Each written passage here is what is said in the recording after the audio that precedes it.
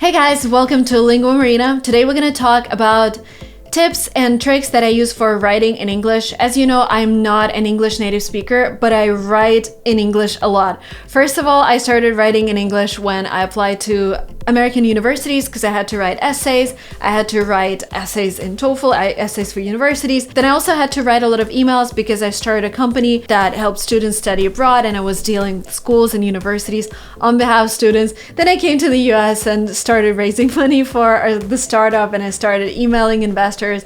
And now I do all kinds of things. I write descriptions for videos on my YouTube channel. I write posts in English on my Instagram. I have a Substack email which I sent out to my followers. So it's a lot of writing, and I've learned a lot on this journey. And writing is useful not just to get to your goals, but it also structures the way you're thinking. It also helps you structure your thoughts. So every time when I speak to a person, I actually use some tips that I use for writing to make my speech more structured and more understandable. So if you're a non-native speaker who's willing to write in English, please continue watching this video up to the very end. I'm gonna tell you everything I know about writing in English, and I'm gonna share some tips. And if you are an English language native speaker and you're watching this video, I think you could find something useful as well. So let's do it, let's get into it. First of all, I always try to make an outline. And for example, if you're writing an essay for TOEFL, the outline should be very clear. Your introduction, then 3 thoughts, and then your outro. And it's important that every thought is kind of equal in terms of the size on the page to another thought. Because sometimes you have this thought and it's this big and then 2 small thoughts. That's not actually the essay structure. Normally, if you have some points, you want to kind of elaborate all of them. So before I start writing, I would always create a note with the most important thoughts I'm going to talk about, and only then I start elaborating them.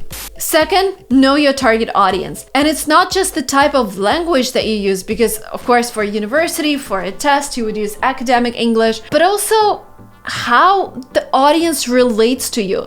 Like if I'm writing an email for non-English native speakers, I would use easier vocab. I would use some examples that people from all over the world could relate to, not just people who are based in like Bay Area where I am right now.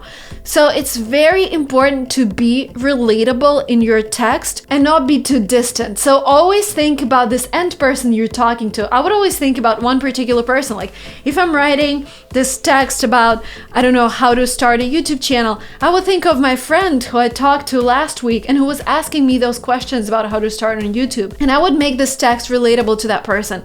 And whenever you start with writing, don't think about, the whole world reading your article, because it's not going to happen. A small target group would read it, and please make it specific and make it relatable. Understand what you're writing about. In my YouTube course, I always tell people when you're making videos for YouTube, you should think of your target audience as of a 5th grader watching your video. So for example, if you are this professional in investing, instead of creating a video which ETFs are going to perform better according to Katie Wood and how they compare to Ethereum, I don't know, instead of doing this, just create an article, how to invest $100 in 2021. This is something a 5th grader could relate to. Don't try to overcomplicate your content. Don't try to overcomplicate your examples. Overcomplicate them if that is needed for your university degree or whatever, or for admissions purposes. But if you're writing a general text, even if you're writing a general text for your exam, try to make it interesting to read. Try to make it relatable. Don't overcomplicate. And it's also a great test on whether you understand the topic, because if you don't understand what's going on, you won't be able to explain it in simple terms. Keep it simple. Sometimes we just try to include so many words that sound advanced to us, but sometimes we don't really know what they mean, and then there's a lot of confusion around that. I would really recommend to keep it simple in terms of vocabulary, but also, again, if you're writing a test, they would actually look at whether you're using introductory words or phrasal verbs, then use them. But don't try to use words that you don't understand 100%. Don't overuse the word to be. Let me give you an example. He is handsome. He's an engineer devoted to his work. Doesn't this sound like these 2 phrases were written by a child or a robot? Instead of using to be in both sentences, we can also do it this way. The handsome engineer devotes himself to his work. So what you're doing here is changing the subject of the sentence to avoid using to be all the time. Another thing that I always see in text is when you start with I every single sentence, like I'm writing to ask about this, I'm working on this project, I was thinking maybe you would be interested. Again, change the subject of the sentence, go from yourself to another person. What value are they getting from reading your email or text? How you can be helpful to them, and this would help you avoid using I at the beginning of every single sentence. Keep it positive. Like, there is so much negativity in this world that you just want to be positive even when you're writing things. Let's compare two sentences. I did not think that the unbelievable would not occur. And the second sentence is, I thought the unbelievable would happen. There is a chance you didn't even get the first sentence because there is too much negation in one sentence. We have, I did not think. We have, would not occur. We have unbelievable. And you're like, you're starting to get confused. Don't do that in your text. Keep it simple. Keep it positive.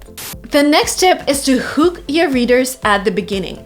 When I wrote my latest email on Substack, I started it with Graham Stephan makes $500,000 a month on YouTube. In this newsletter, I'm going to explain you how he does it. So it was something similar. So it's very important to hook your audience with something intriguing, but also to reveal the topic of the whole text with this phrase. It is really important because the attention span these days is really short. And when people are scrolling through your feed, for example, if you're writing on Instagram, your first sentence should be a hook for everyone to continue reading, because otherwise they would just scroll down.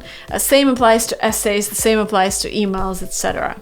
Learn how to organize a paragraph, because within a paragraph you also have a structure. You have your opening sentence, which is the main thought. Then you have your arguments or supporting sentences. Then you have your conclusion and summarize your ideas. Learn transitions. This is what test makers are looking for. All of those connecting words. Moreover, by the way, in addition to, first of all, like, learn of those phrases and use them.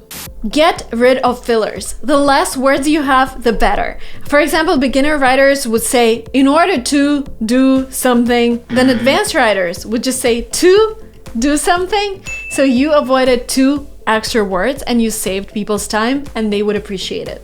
Don't use very or really, and I talked about those words in my previous videos, but basically, when you feel this urge to say very or really with an adjective like very beautiful or really amazing, just think of a stronger synonym that will replace these 2 words with 1 word and make your text a lot more convincing. Use data. Oh my God, if you have access to data, if you have access to numbers, always use them. They always attract attention, and I try to use numbers in my YouTube titles. I try to use numbers whenever I write an essay, whenever I write an email. It's just, I don't know, the way it works is that numbers attract people's attention. Don't overuse them, but some impressive numbers like how much somebody making, or how much you can make, or whatever, how long it takes, or how many words are there in the English language, whatever. Numbers always attract attention. Imitate. Read as much as you can, and find someone who writes in a style that you really like. Ideally, it will be a native speaker, so you can use some native speaker phrases. I realize I make some mistakes, but I also realize a lot of people tell me that, you know, I'm also a non-native speaker in English, and it's easier for me to understand you because you use simpler vocabulary. So try to find someone you would look up to in terms of writing style. Always show your personality in writing. People are reading your text not because they want a summary of this article made by Forbes or CNN or Business Insider. They relate to you, and this is why they're reading your text, and they want your perspective on whatever is going on. Please don't forget about that. Don't depend on autocorrect. First of all, sometimes it's set to British English and you're writing in American English and you would be confused, like, why is it always autocorrecting me? And second of all, autocorrect doesn't correct your mistakes when you're just using a word in a wrong meaning. So here I would just recommend reading the text out loud or asking a friend to read it. My friend from the US read all of my essays for American universities, and it really helped.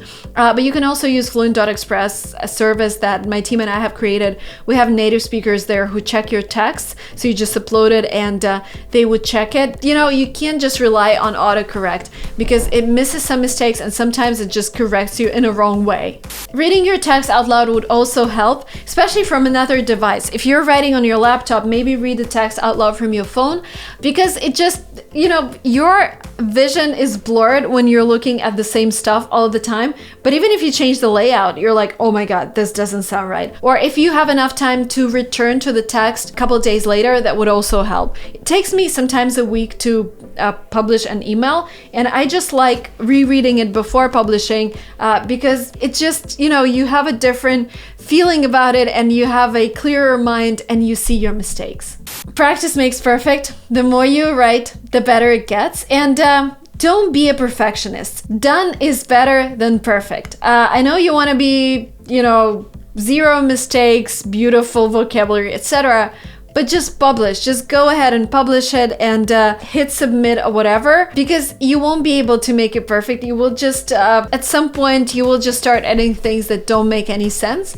So, you know, just do it and move on.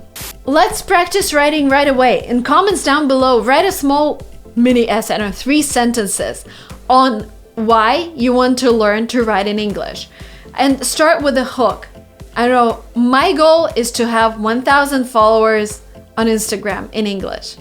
I decided that this will get me to this, this, and this. This is why I'm learning English with you, Marina, and this is why I'm practicing my writing right now. So something like that. Please write it down in comments below. And thank you guys so much for watching this video up to the very end. I hope it was useful, and subscribe to this channel if you're not yet subscribed. I'll see you very soon in my next videos. Bye-bye.